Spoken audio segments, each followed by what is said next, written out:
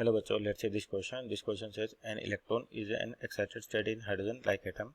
It has total energy minus 3.4 electron volt. If the kinetic energy of electron is E and its de Broglie wavelength is lambda, then तो अपने को kinetic energy और de Broglie wavelength चाहिए. तो यहाँ पर अपन की concept लिख सकते हैं कि एक तो आपका मैटर वेव का केस है. की कॉन्सेप्ट की बात करें, की कॉन्सेप्ट तो आपके पास डी ब्रोगली वेव या सिंपल बोलते हैं मैटर वेव्स, यानी कि अगर कोई भी चार्ज पार्टिकल आपके पास मूव करता है, कोई भी मास मूव करता है यानी कि मैटर, तो क्या होता है उसके साथ एक वेव होती है जिसको अपन क्या बोलते हैं, मैटर वेव कहते हैं. तो यहाँ पर आपको इलेक्ट्रॉन दे रखा है एक्साइटेड स्टेट में. इसका मतलब आपका जो इलेक्ट्रॉन है यानी कि जो एटम के अंदर एनर्जी लेवल्स होती है कुछ इस प्रकार से डिफाइन की जाती है. तो ये जो पहली शेल है इसको या first energy level n equal to 1, इसको कहें n equal to 2, n equal to 3, इस तरीके से कंटिन्यू अप टू इनफाइनाइट चलती है आपके पास एनर्जी लेवल्स. तो फर्स्ट एनर्जी लेवल को तो कहा जाता है ग्राउंड स्टेट, और बाकी क्या होती है आपके एक्साइटेड स्टेट्स होती हैं, एक्साइटेड स्टेट्स. तो यहाँ पर आपके पास जो इलेक्ट्रॉन है वो ऑलरेडी किसके अंदर एक्साइटेड स्टेट में है, और उसकी टोटल एनर्जी दे रखी है आपको कितनी, 3.14 इलेक्ट्रॉन वोल्ट. तो यहाँ पर एक और की कॉन्सेप्ट लिख सकते हैं अपन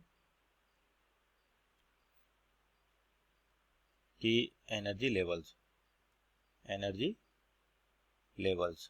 या एनर्जी इन, जो आपके पास टोटल एनर्जी देखिए एनर्जी इन एटॉमिक स्ट्रक्चर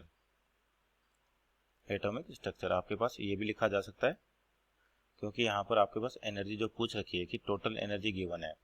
तो आपके पास जो टोटल एनर्जी होती है बेसिकली समेशन होता है kinetic energy plus potential energy का, kinetic energy plus potential energy.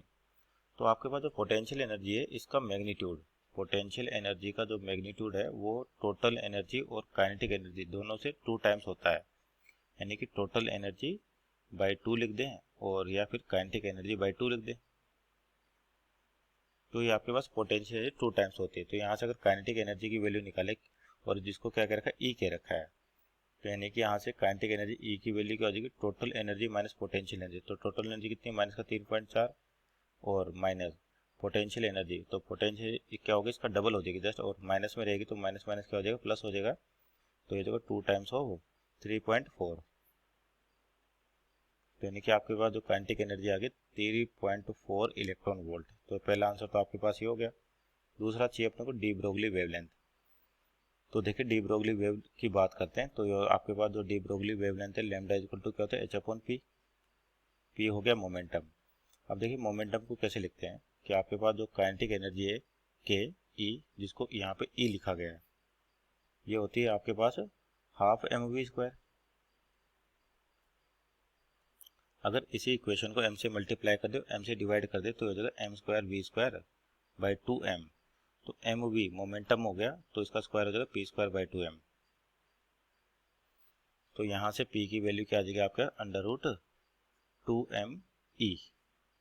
e का मतलब काइनेटिक एनर्जी. तो अपन कह सकते हैं lambda de Broglie lambda is equal to h/√2m e.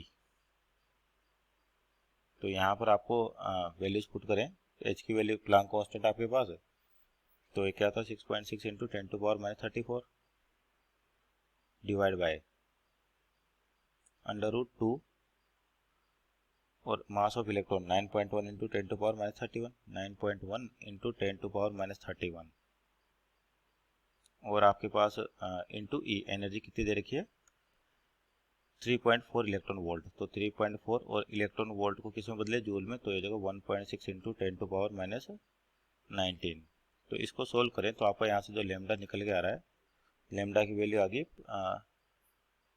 0.66, या फिर इसको 6 और 6 लिखे तो 6.6 into 10⁻10 metre. So this our final answer, lambda is equal to 6.6 into 10⁻10 metre and value of is equal to 3.4 electron volt. तो यहाँ पे चेक करें, ऑप्शन नंबर बी आपका राइट आंसर होगा. Hope you understood well. Best of luck.